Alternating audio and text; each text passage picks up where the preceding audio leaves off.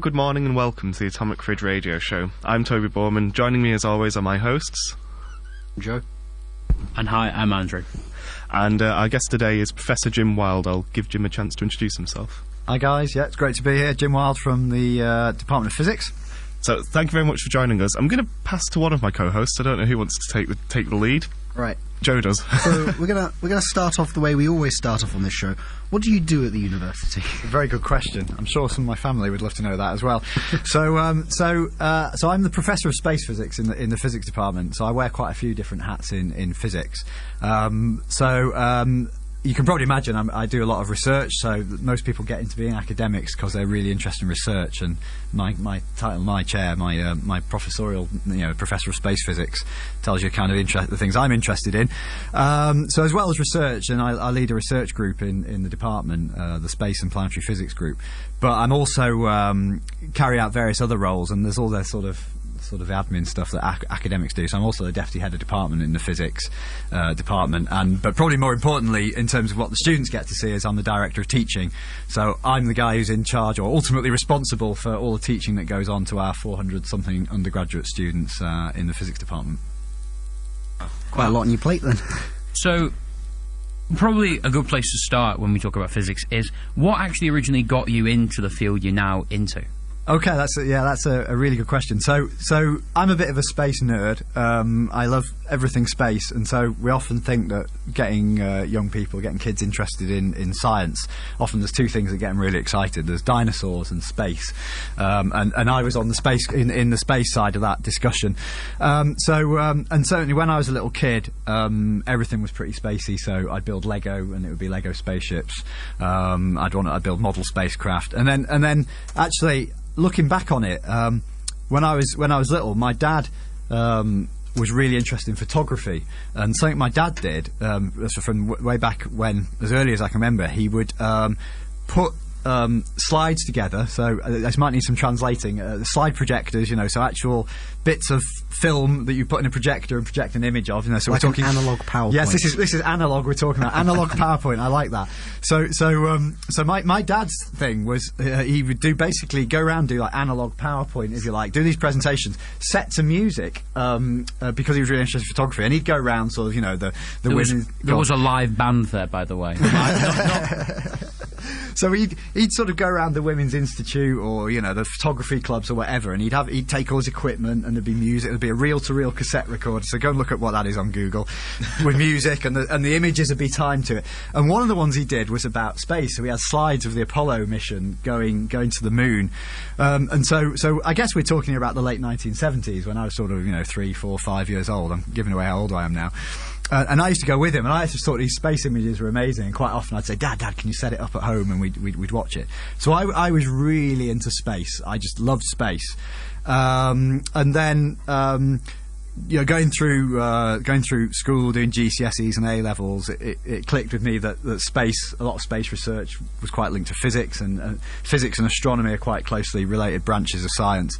So that was what I sort of fell into, and then doing A levels, I kind of fell into the standard 3 you do if you're interested in science, or a lot of time you end up doing physics, maths, and chemistry. And I'm not the world's greatest mathematician. I hated chemistry, so that really, if I wasn't sure by then that physics was the direction I was going into, then that was probably the direction. And so then when it came to thinking, well, what am I going to do next? I really wanted to look at something to do with physics or space or astronomy or something. So where did you do your undergraduate then? So I went to study at the University of Leicester because at the time they were one of the few universities that had a degree which was called Physics with Space Science and Technology. You can see there's a theme developing here. So actually from quite because some of our researchers we get on do a physics undergraduate or a maths undergraduate degree, but you from quite early on really knew where you wanted to go with that, didn't you? Yeah, well, I really knew it wanted to be something spacey, and I think if you look at a lot of astronomers and space scientists and space physicists, most of them wanted to be astronauts, and I probably did too. And so really, sort of a lot of us are really failed astronauts, so we wanted to do that. So if you can't do the astronauting bit, then we will get in on the act somehow. I mean, wanted to be an astronaut until you realise just how physically demanding it might be, and there's not many jobs as astronauts either. Some pragmatism kicks in at some point. Elon Elon, if you're listening to us, you can make 4 people's dreams right here, right now, and send us on a mission to Mars. That's right, yeah. j.wild@lancaster.ac.uk. I mean, we don't have to come back. Right there. Obviously, we are aware, everyone listeners, this week Elon Musk is listening to our show because we listen to his. So you're a professor, and I imagine by extension you've got a PhD. Yeah, that's right, yeah. And What, Toby? using my powers of deduction, I imagine you have a PhD. So what's your thesis in? So I was I did my undergraduate degree at Leicester in like say physics with space science, and so some of that included things like space technology and how rocket engines work, but also then the physics of the space environment and planets. And the areas around the planets and the interplanetary space. So when I was coming to the end of that, I was having that thing that a lot of students do, where they think, well, what am I going to do next? And the idea of a PhD was quite interesting. And then, as it happened one day in the common room, where in Leicester, the lecturers are making their coffee and you're there doing your exercise, your homework each week. I got chatting to one of the lecturers. And he said, oh, by the way, have you ever thought about doing a PhD? And I said, well, thought about it. Why? And he says, well, we've got a few on offer again this year like we do normally. You might want to have a look. And that was an academic of mine in my department who was studying the Northern Lights, the Aurora Borealis. And so that was kind of sold to me in a bit of a, well, if you thought about doing a PhD with us, yeah, you can get to go to some interesting places and study the Northern Lights. And it sounded really appealing. The more and more I looked into it, the more it sounded interesting. Because I wasn't really sure, because whilst I'd been an undergraduate, I was really lucky and I applied for like a summer internship at Caltech, who managed NASA's Jet Propulsion Laboratory. So I actually got to spend a summer in California working there as well, which was really cool, thinking about how you might land on some of the icy moons of Jupiter. So when I came back, that was between my third and fourth years. So when I came back, I was thinking, right, okay, this sounds cool, but I don't know quite what I want to do. So when I had that chance conversation... Just to plug this, I'm not plugging Caltech here or any other American university, those opportunities are actually still open for second into third and third into fourth years. Yeah, and you often see students who are not quite sure what they want to do or just want to experience it going for those, and it's brilliant experiences. UK universities, lots of US universities, all offering these summer schemes. It's really good fun. So I didn't really fall into a PhD. I thought I probably wanted to do one, but the exact one I wanted to do, I sort of fell on in a little in quite a nice way. And so I'm perhaps a little bit different. I know some of my colleagues, when we do talks to students about PhDs, a lot of my colleagues might say, oh, ever since I was 18 I knew I wanted to do particle physics or whatever, and so I was quite open, but then really got suddenly sort of turned on by the idea of doing some space physics. You've been quite fortunate, actually, because for quite a lot of astronomy, as you already said, it starts off by you kind of looking at this beauty outside of the planet Earth, but you've also actually ended up working on the Aurora Borealis, which is one of the 5, maybe more than 5 now, but one of the wonders of the world. So you've really had a lot of interesting experiences in seeing pretty things, which is like, in the sense of, that must be quite awe-inspiring, because I remember when I went to see the Northern Lights, I was probably only about 7 at the time, but it really struck me as like this just awe-inspiring moment, and to work with it on a daily basis, that must be really, really exciting. Yeah, it is. I mean, often when I go, it's almost genetic. I often go and talk to astronomy groups or the local Women's Institute or a science festival or whatever, and you say, oh, actually, yeah, what... Or someone just asks you at a dinner party or whatever, what do you do for a living? And one of the easiest ways to say what I do is, yeah, I study the Northern Lights for a living. And they say, oh, wow, that's amazing. Can you give me a job, or can I come with you? and in some ways, although it's kind of slightly facetious, it really, to me, it kind of highlights something that people don't always get across about science. So a lot of my work is taking data from instruments in space or on the ground and doing analysis, and so that is involving computers, and I'm sat at a desk. But there is also, certainly in the past, when I had less managerial roles to do, and when I was a postgraduate student and when I was a postdoc, there were loads of opportunities to go up to the Arctic Circle and do experiments.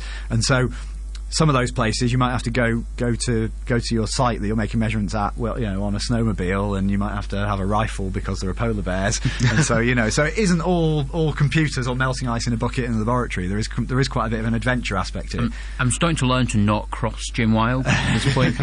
I think polar bears are very safe from me. I'm pretty sure I couldn't hit one if I tried, and actually, I'm pretty sure I'm even more sure I couldn't hit one if one was running towards me and I really had to. So basically, it's just a big noise-making stick to scare things off. So Oh, Sorry, I was sorry, going to carry ask. on. There are a lot of things in life that when you experience them over and over again, they kind of lose their appeal. Did you find that because when people see the Northern Lights, like the first time or second time, first few times, it's really this awe-inspiring moment that hits them. I'm assuming you've seen them many, many times. Do they lose that appeal, or is it something that keeps it? Yeah, I've seen them quite a few times. It's not like I live in the Arctic Circle, so I see them, several times a week, possibly. So to me, they're still novel enough that if they're out, I'd go and watch them. There are limits to what you can do. I mean, I remember the first time I ever saw the Northern Lights. I was a PhD student, and I'd been sent to run some experiments at a large radar facility just outside Tromsø, which is in northern Norway, high in the Arctic Circle. And this is a massive radar facility, so a big antenna, like a big radar dish, like a big circular dish, 32 metres antenna, 32 metres in diameter, and you point at the Northern Lights. Basically, you can make measurements in the upper atmosphere where the Northern Lights are. And so you actually, in those days, you actually had to go to the site to run the computers to run the experiments, and we were doing shifts to make these measurements. But obviously, making measurements of the Northern Lights, a lot of that takes place at night because that's when they're out. Yeah. And I remember one night after we'd finished our experiments, we went back to the accommodation on site.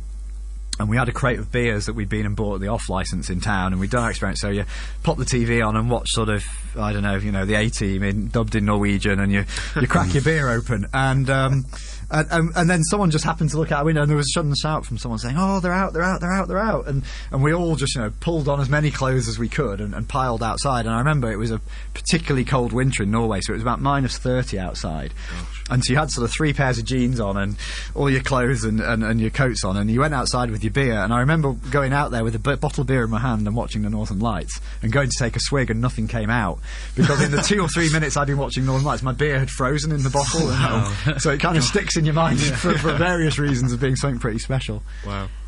It in itself sounds actually quite a sociable job, because the fact that when you think about it, that you're working at night, you feel like you could get somewhat isolated by the nature of that. But actually, when you think about it, there must be a whole team of you working at any given point. Yeah, it can be quite variable. So a lot of time, most science is collaboratory. So you're rarely these days, certainly in space physics and planetary and astronomy science, you're very rarely working on your own. You're working on a team. Now that team might be spread around the world, and you're working via the internet with them, or it might be that there are several of you at a site, or it might be that you're spread across a region, a couple hundred kilometres apart.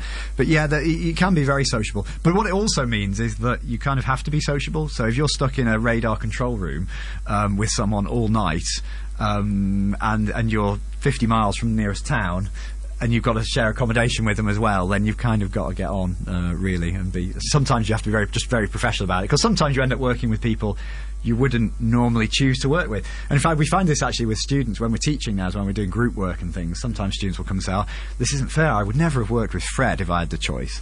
It's like, well, actually, no, I wouldn't necessarily choose to work with everyone I have to work with on a daily basis or go on holiday with them, but there you go. I actually had a similar conversation with one of the lecturers, not personally, but we were just talking in general about group projects, and what they were saying basically was how it's good practice for the working world, for what you've just said, in the sense that it's the first opportunity you'll ever get to have to work with someone you might not want to work with, but how you would deal with those issues. And I think what you just said hits on the point, because it's such a great skill for later in life. It is. Virtually any job you'll have anywhere, whether it's in science, banking, in a pub, whatever it is, you're going to have to work with other people. And it may actually be that on a personal level you don't really have very much in common with them, or even likely you might not want to go on holiday with them, but that you still got to work with them. So yeah, that ability of just being able to work with people is really important.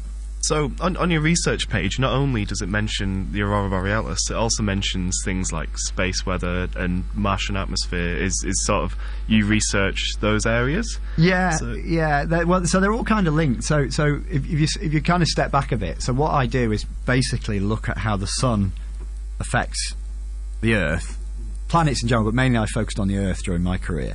So the sun, there's material constantly streaming off the sun. It's the solar wind. It's basically the leftovers of the outer atmosphere that stream off into space because they're very hot, and that brings with it some of the sun's magnetic field.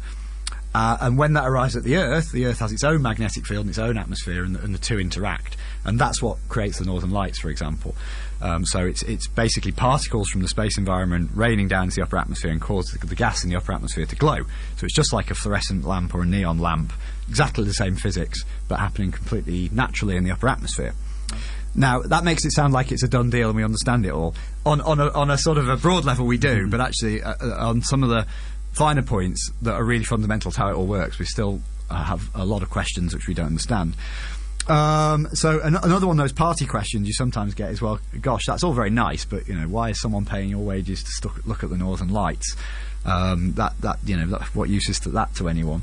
Which is a fair enough question, and one of the reasons is actually because it's interesting, and that's what human beings do. They study human problems.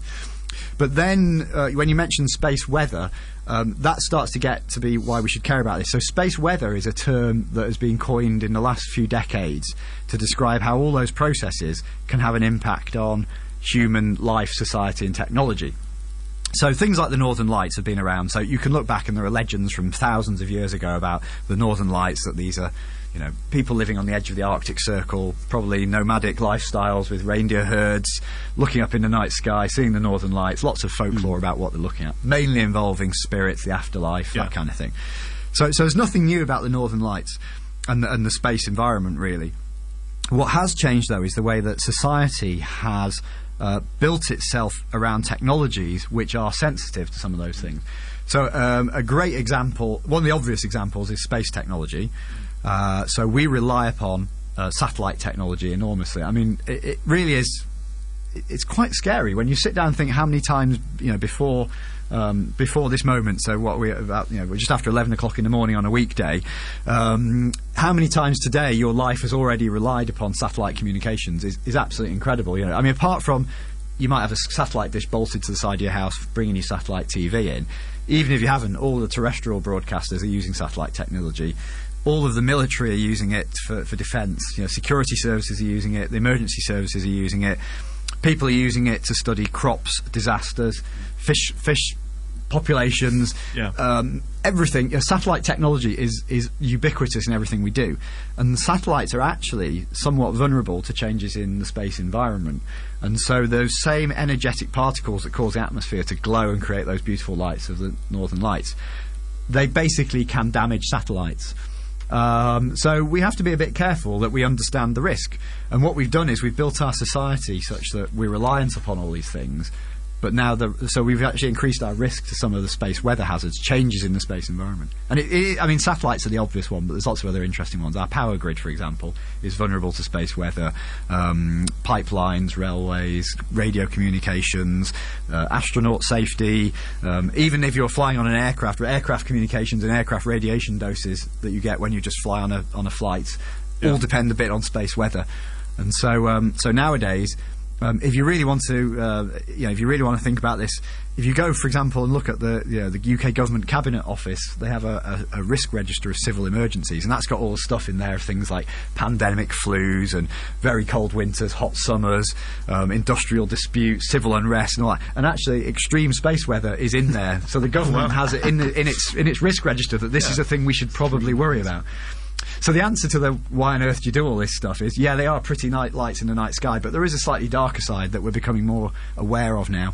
So that's space weather in a nutshell. I mean, normally when people ask me that question, I just say, I like maths. But obviously our listeners can probably tell that you talked about a lot of different things, and they can probably see that you've had a lot of different aspects to your career. So we should probably say that you've had a lot of different roles as well. You've been a Fellow of the Royal Astronomical Society. You've been the Vice President of Geophysics, and you've been the Diversity Champion. So these are all quite different roles throughout your career. Would you like to explain any of these three roles in depth? Okay, so the Royal Astronomical Society is basically the learned society that represents astronomy and geophysics, mainly focused on the UK. So lots of different areas of science have. There'll be a sort of Royal Society for dentists, and there'll be one for pharmacists, and there'll be one for geologists, and there is one for astronomers, and it's about to celebrate its 200th anniversary. So it's a learned society. And what does that mean? Basically, when the government wants to know, for example, where it should be putting its funding, then the Royal Astronomical Society might put in a submission saying, well, we think you should be funding astronomy, and this is why. and it represents astronomy.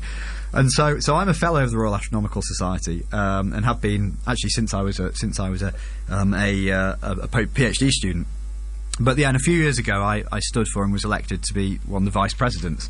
The Royal Astronomical Society really break things down. It's fantastic. It's a 200-year-old society, but they break things down into astronomy or geophysics. And according to their definition, everything outside the solar system is astronomy, so galaxies, stars, and everything inside the solar system is geophysics. So actually, if you study Jupiter, you're a geophysicist, according to the Royal Astronomical Society, which is strange because the geo bit obviously means Earth. But anyway, so they represent the interests of the community, and I became a vice president of that, which basically means you're involved in helping to try and steer the society, and also get involved in the day-to-day stuff, sort of helping to choose fellows from applicants, select fellows from applicants who might get Royal Society funding to support their research. And one of the big things in science, well, very topically in society generally, is diversity at the moment. You know, we hear a lot about gender pay gaps, or how people of certain ethnic groups or religions, or you know, things are imbalanced in our society. And so one of the roles that went with that when I was in the Royal Astronomical Society was being the diversity champion who served on Royal Astronomical Society Council.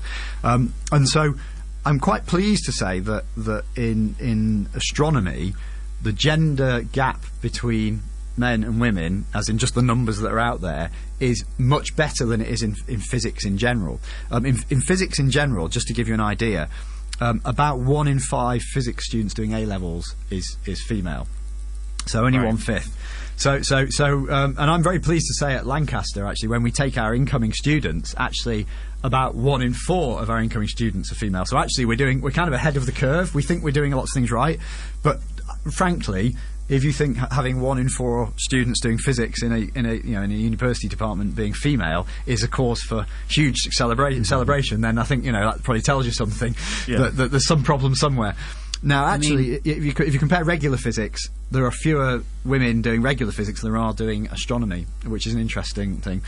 I know that Lancaster in itself, so it's still not brilliant, but I know that the Lancaster Maths and Physics Department are quite proud of the fact that compared to the national compared to the national university averages for their subjects, they're actually considerably ahead for both of them. So we are doing better, but we still need to bridge that gap. There's always more you can do. We need to bridge that gap. And I mean, that's the difficulty, because it's such a problem in my mind that it's quite difficult for a university to solve this problem, because, as you said, the A-level's the issue, because you can't really come and do a degree in physics until you've bridged that gap from pre-GCSE to A-level, and then you can come and do the degree. So the problem needs to be solved at an earlier point, maybe when the girls are 11, 12, and getting that interest and that drive at science at a much earlier age coming in as well. I suppose you could push the idea of a foundation year, perhaps. I think the thing is, it's a bit of it is a big problem that coming into the system, you're already you're behind the curve already, and then also there's a huge leaky pipeline. I'm mindful of the fact there's 4 guys in the room discussing this, but there is a leaky pipeline. So at every stage of the process, you tend to lose women more than men. And that goes on all the way up to professors, to be honest with you, because a lot of the obstacles come later on when people are taking time off to have families and things like that. And so it really is even though astronomy is better than physics and a lot of STEM subjects, science, technology, engineering, maths, generally in the UK and actually internationally, and also even though I know at Lancaster we're ahead of the curve, there's still an awfully long way to go to try and actually make some differences in this. Well, we do have the Women in Physics group here as well, don't we? That's right. That's right. Yeah. So at Lancaster, what we've tried to do over the last 10 years or so is really try and change the culture of the department. So there is so to be more welcoming. So actually, if we have the number of female academic staff we have, for example, is actually quite high compared to a lot of other departments. The number of female professors we've got is quite high compared to other departments, but we're certainly not 50-50 in the staff or the students, and we are in the population as a whole. So clearly, something's still got to keep working on it. But yes, I'm very proud of what we've done so far, but there's lots more to do. So that's one of the sort of current issues that you're currently facing, and this actually leads quite nicely into the next question, which is, what are some of the other issues that you face, perhaps related to your specific area or perhaps physics in general, that others may be unaware of? Yeah, I mean, in terms of unaware of, I mean, the big problems are probably ones I think people are aware of. In that, like much of the rest of society, money is a bit tight at the moment. Without getting into politics, you only have to get out of bed in the morning and watch the news and things to know that the society, the economy is quite constrained at the moment. And so questions people rightfully ask is why money should be spent on studying the atmosphere of the outer planets of the solar system, or studying the Northern Lights, for example, in my own area, when we should be spending it on roads or kidney dialysis machines, and those are perfectly reasonable questions. You've got to balance in any society. If you've got some money to spend, what do you spend it on, and what are your priorities? And you probably won't be very surprised to hear that I think that perhaps we haven't quite got the balance quite right. And one of the challenges is increasingly, and this is political in terms of it's a driver in the way that the government is going, not only in our country but in some other Western countries, is there is an increasing emphasis on trying to pick winners in advance. So the idea might be that if we want to fund a particular piece of research, and most research done at universities is funded by, in effect, government money coming in via research councils and grants, but it's taxpayers' money. And so the idea is that there is a bit of a steer towards areas of research that have clear benefits. Yeah. That they're going to come quickly. So they might be health, or it might be a new technology which when patented and sold will bring in lots of tax revenues, or be marketable or patentable, or things like that. And if you're saying, I'm going to do this research just for the sake of doing it because we don't know what the answer is, there is a feeling that that's getting much more difficult.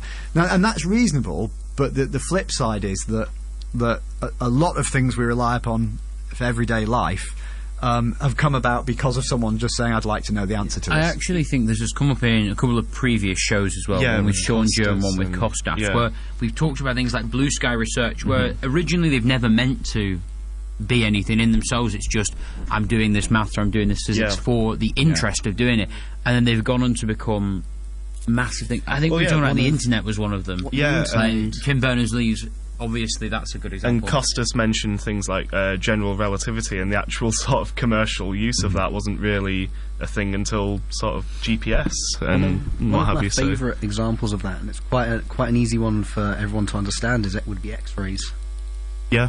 X-rays are massively important for medical diagnosis. And when it was Röntgen or something, when he was first asked what they used for him, I don't know. Yeah, that's right. And if you bring that forward, I know, so astronomers might say, so to do X-ray astronomy, if you want to study stars looking at the X-rays they emit rather than the light you see with your eyes, then what you need to do is you need to build a camera which can see X-rays.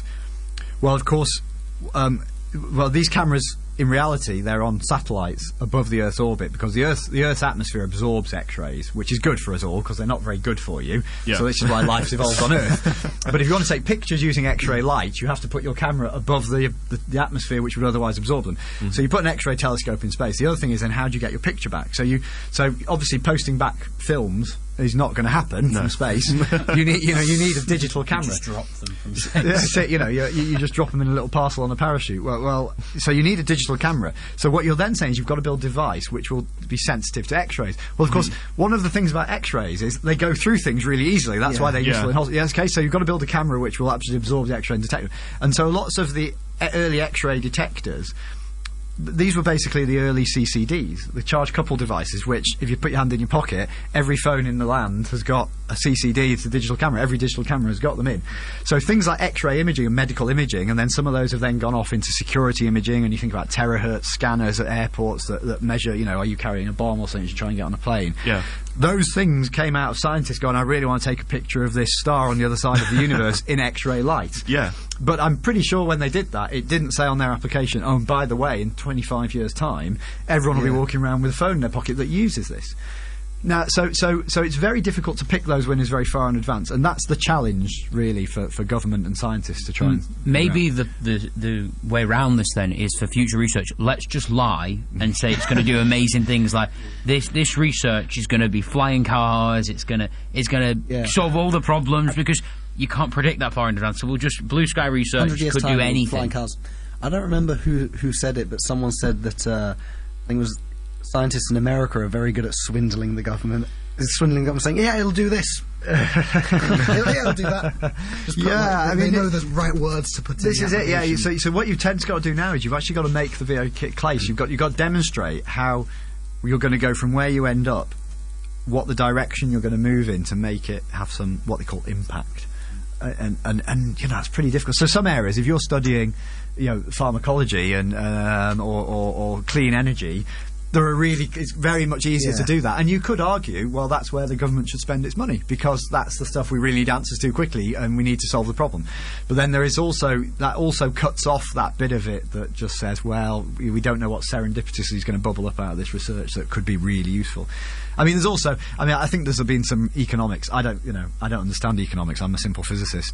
But there's some evidence that goes to show that for every dollar the US government spent on the Apollo program, the economy benefited by $10. Yeah. So there's a famous example where a couple of years ago you might have seen the little robot lander that the European Space Agency got out. Well, the orbiter and the lander, they got out to a comet 67P. I'm not going to try and say the name full on air. Where basically putting a spacecraft into orbit around a comet to make measurements about it. And there was a scientist interviewed on television by a famously hostile TV presenter saying, "Why are you scientists spending €2 billion putting this thing in orbit around a comet? It's not going to help anyone." And the argument of the response was, well, we haven't sent those €2 billion to the comet. They weren't sort of bungeed onto the side of the comet and we just blasted them on space. All that money went into employing people. It went into industry. It went into building things. All that money filtered down into the economy. So again, when we think about money spent on astronomy research or something that is very blue skies, we also got to remember the money isn't being sent away somewhere. It's being spent on people who are in the economy, who are then using that money to pay their mortgages and their houses. And also, if you look at the number of people, say postdocs and students, who go through training, get their PhDs, and then ultimately don't end up working in astronomy. So you might have done your PhD studying the orbits of white dwarf stars in the nether regions of the universe, and then you go into a career in banking.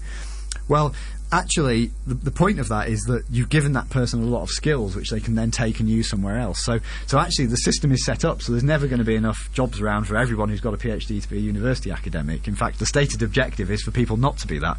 It's actually to go out and train them. So we just have to remember these things, but it is really complex. And of course, when if you're a politician and someone is saying you're having to defend yourself to the voters and also perhaps get yourself re-elected, it's quite hard to say we'll study the colour of nebula 40 light years from here rather than incubators for babies.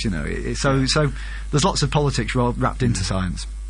I'm going to now somewhat move on to a slightly more upbeat, cheery topic, and I'm going to start talking about something that happened the other day, and it's quite big in the science world at the moment, and I want to talk about the SpaceX launch of...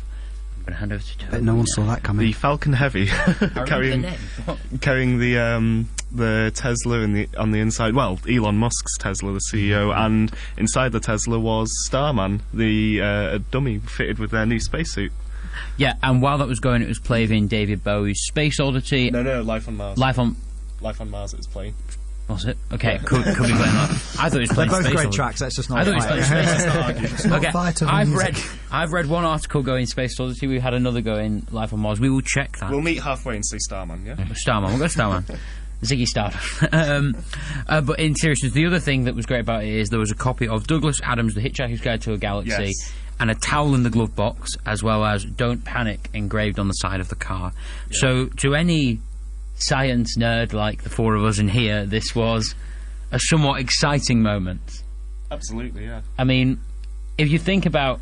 we were talking about this the other day, actually. It was twice as big as the next biggest rocket. Is that right? I believe it's twice as powerful. Twice as powerful as the next most powerful rocket, which in itself is somewhat impressive.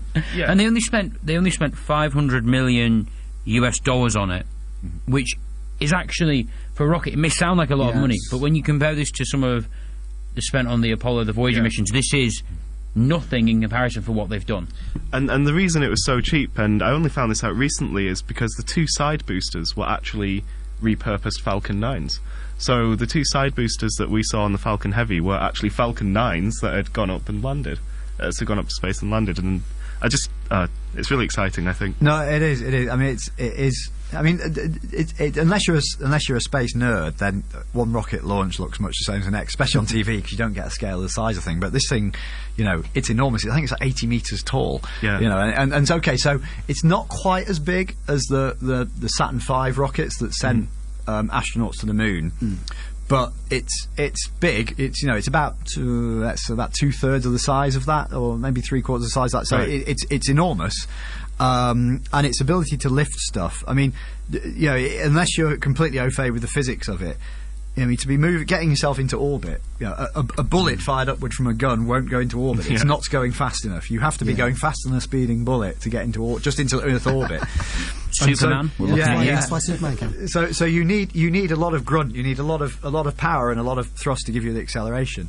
And so this thing can lift. I think if I remember rightly, it's about 26 tons into low Earth orbit, and 26 tons is a lot. You know, It's about 5 school buses. Yeah, I heard. it's a huge amount being able, which you're propelling forwards at faster than bullet speeds into orbit. I mean, it is actually incredible. So and the capability of this to put things in space quite cheaply is possibly a game changer.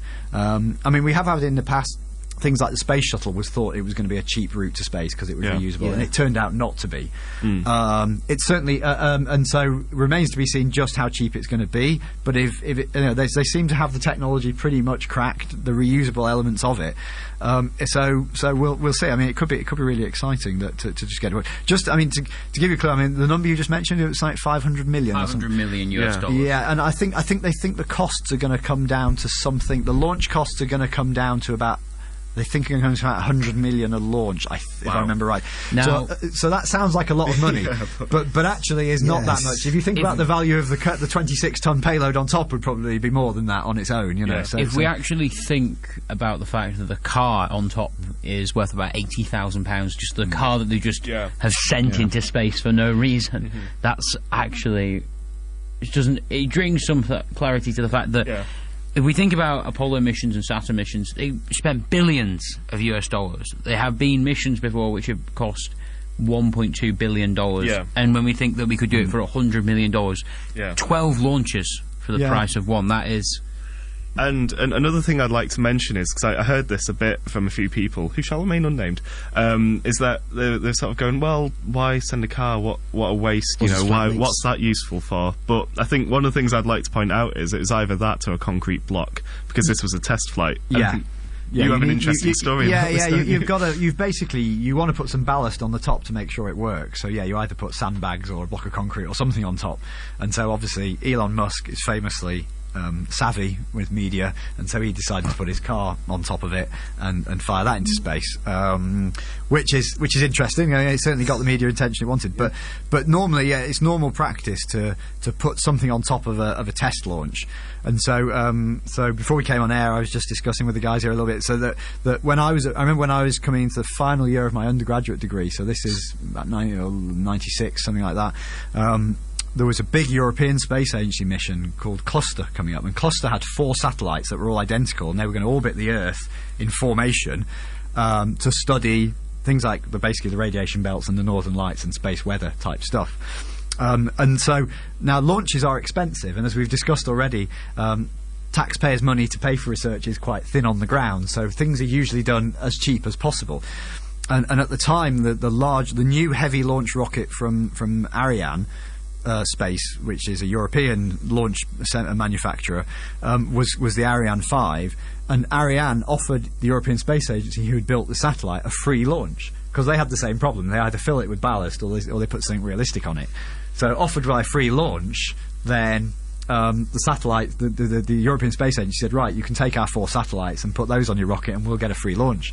Well, rather unfortunately, about a minute and a half after launch, it was clear that the Ariane was not performing well and was in danger of either exploding in some way or flying off course.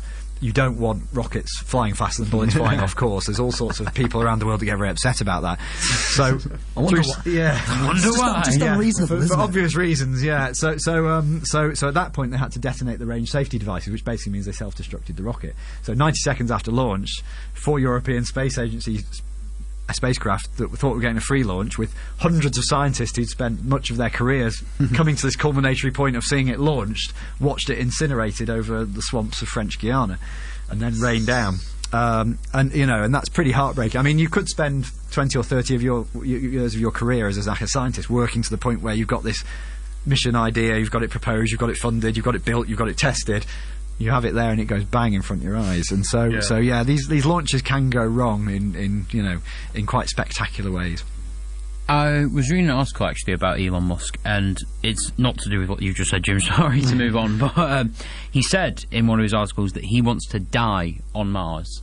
Like that's his end goal, is to go and live and die and live his whole life on Mars. He wants to go and live and live first. He wants to go. He doesn't just living and dying is different. Yeah, I'd like to point out he does not want to slam into Mars and immediately die. He has stated that's that quite easy. The challenging bit's the last 6 inches. He has. It's just wants to die on the way up. If you're just building something to slam yourself into it, and I mean, it brings us quite nicely on to the fact that he's talking about living on Mars here and spending somewhat time there. And obviously, there's a book and a movie quite a lot of seen called The Martian.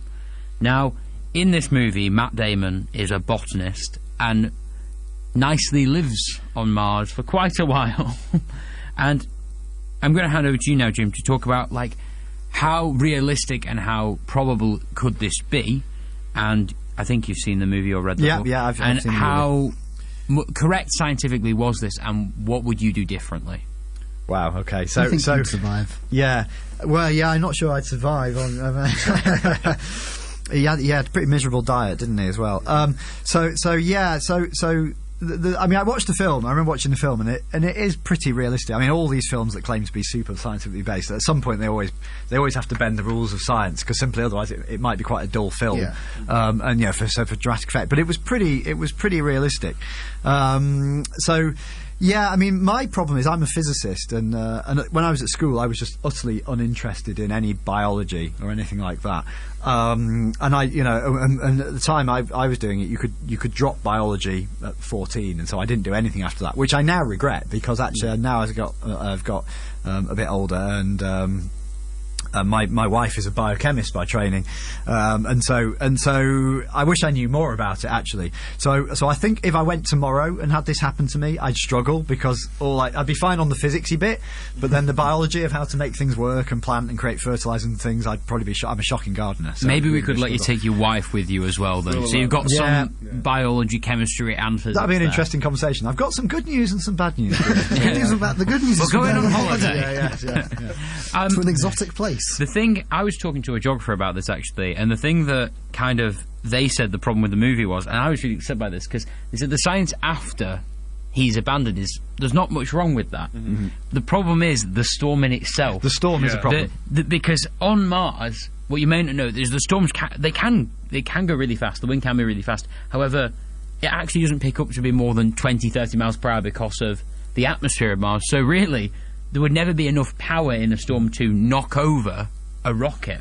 Yeah, the thing on Mars is the atmosphere is really thin. So if you imagine, if you just think back to very intuitive physics that we all know, if you get punched by someone very hard and they weigh a lot, it hurts. And if a 3-year-old with no mass behind them comes and gives you a punch, it doesn't really hurt very much. It's all about momentum and energy. And so on Mars, the atmosphere is really thin. So even though it could blow very fast, I think it can get very fast winds. There's not enough. It's not dense enough. There's not enough mass to actually push hard against you.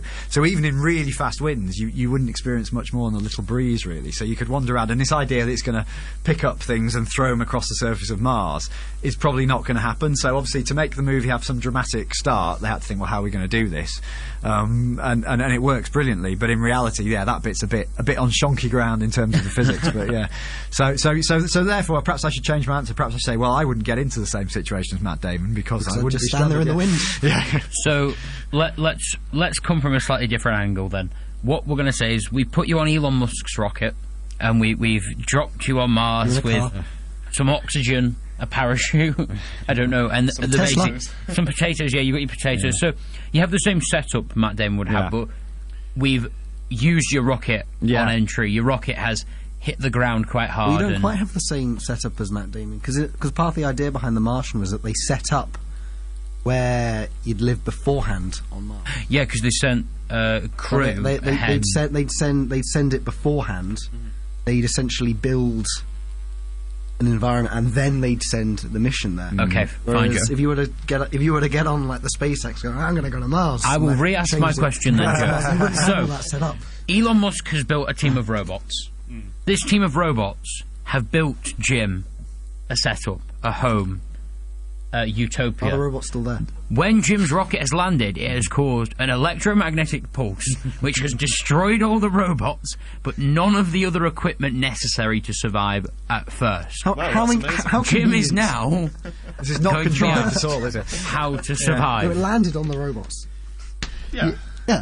Yeah, so I think I'd still struggle, because it would just be the case of if I had no food, I'm not sure I'd know how to grow things. I think I'm like most people in that I just kind of have a blank to that whole growing things, So if all the electricity stopped tomorrow, I'd be a bit, how did this actually work beforehand?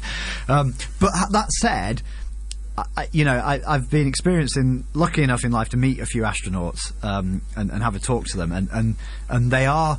What you find out is actually, although they may have started off as a botanist or a physicist or whatever it is, or an engineer, in their training they become very multi-skilled very rapidly. So Matt Damon obviously knew about botany, so he could build his garden. So I'd hope that in my astronaut training there'd have been enough there to tell me how to build a garden and not just microwave the food.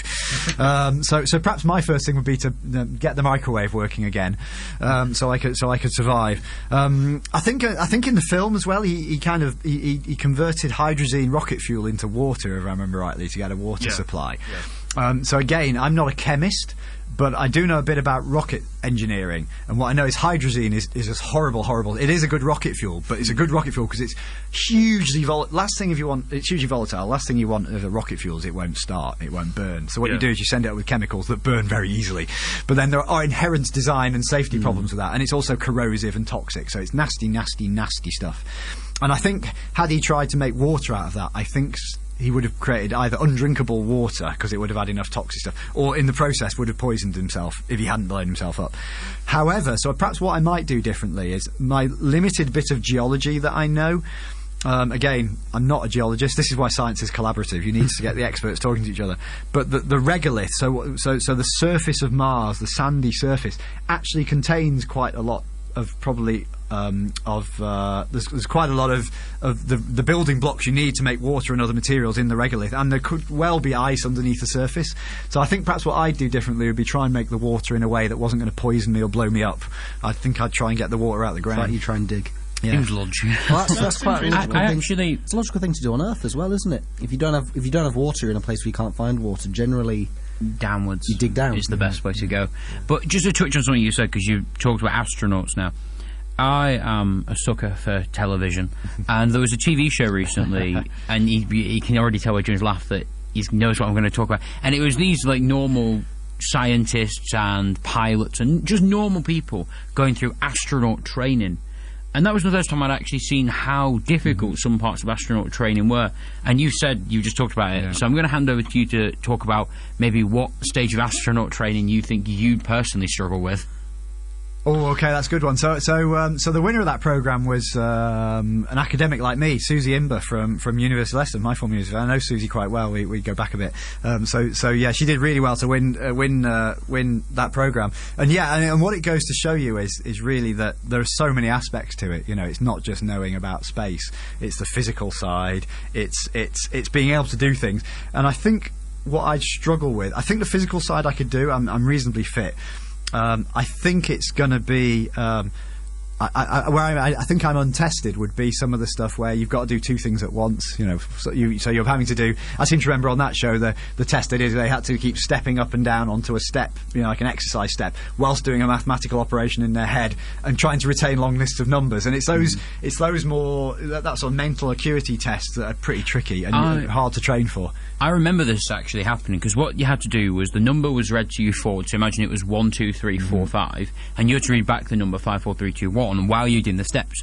And I thought, well, I'm going to try this. So I got through the first 4 or 5 numbers, but then you don't realise how what you don't realise is it's not doing the numbers backwards, because you can go 20, 30 numbers backwards and it's still somewhat easy. But the more you do it and the more steps you're doing with it is where it becomes complicated, because that's what they're teaching you about the space station, actually, because you have to do so many tasks at once. And I just find it really interesting that something as simple as counting a number backwards to what's being read to you and stepping up and down can become so complicated so quickly. Yeah, just simple tasks. And there's lots of the IQ tests have similar things as well. I forget the name of it, but there's the test where you are shown a word and it will be a colour written in words. It'll say red, blue or green. But also the colour of the font is different. So if it says red, it might be written in a green font. And what you've got to do is say not what the word says, but what the colour it's printed in. And it's so hard. It's so hard. And, you know, those sort of things which they use to try and assess, you know, things which are quite difficult to train for. You're either your brain works that way or you can adapt quickly or you can't. Because they're obviously looking for people who can multitask and adapt rapidly. Because there's no help round the corner if things go if wrong. you're on the space station and you do something wrong, that's a problem. It's quite a big problem. Yeah, so I think it'd be those stuff which I really have no idea if I'd be any good at or not. I'm really sorry to do this, and unfortunately, as we can see, Jim's got so much to talk about, and we'd love to keep going, but unfortunately we've reached the end of our show now. But if anyone has any further questions, feel free to send something to the Facebook page at the Atomic Fridge or the YouTube page, and just feel free to contact us, because I'm sure we can pass on more questions if anyone wants to know more. Yeah. And I'm just going to end with, Jim has chosen a song, and I'm going to hand over to him to tell you what it is. Oh, okay. So I think I've said about 4 times now, big space nerd, and so one of my favourite bands at the moment is a band called Public Service Broadcasting, who take bits of historic archive footage and put it to music, and they created an album called The Race for Space, which is just the story of the Apollo program, which was just my favourite band on one of my favourite subjects, and this track is Go, which is all about the final first ascent from lunar orbit down to the lunar surface of Mars, and I think it's just awesome.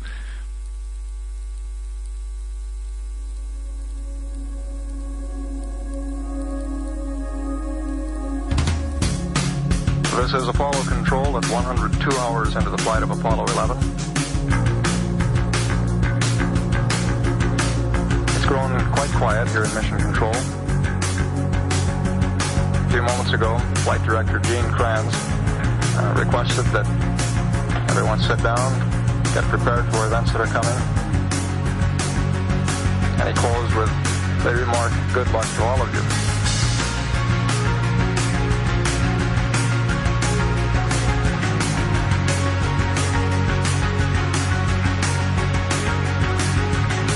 Minutes now until ignition for powered descent. Everything's still looking very good at this point. Okay, all flight controllers gonna go for powered descent. Retro, go. Fido, go. Guidance, go. Control, go. Telcom, go. Jinsei, go. Ecom, go. Surgeon, go. Capcom, we're go for powered descent. We're off to a good start. Play it cool.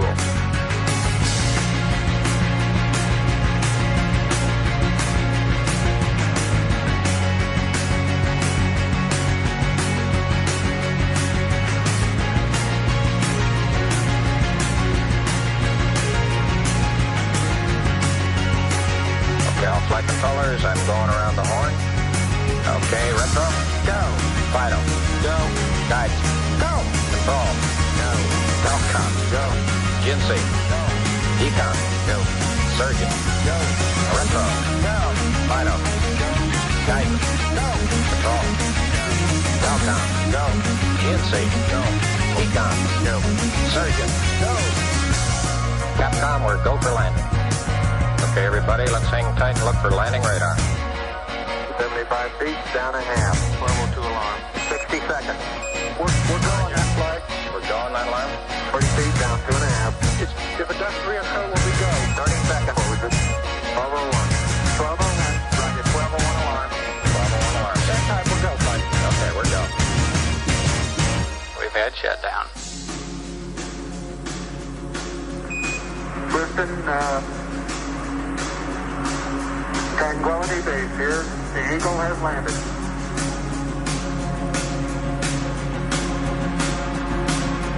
Okay, keep the chatter down in this room. T1, stand by. T1.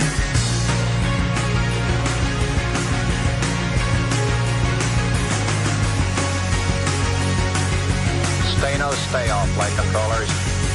Retro, stay. Fido, stay. Guidance, stay. Control, stay. Telcom, stay. GNC, stay.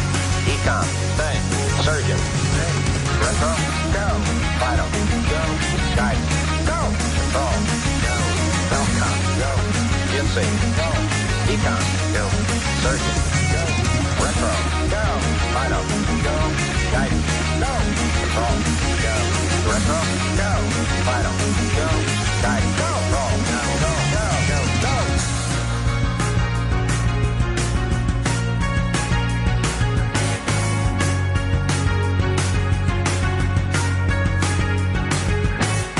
Live around Lancaster, 87.7 Bale Rig FM.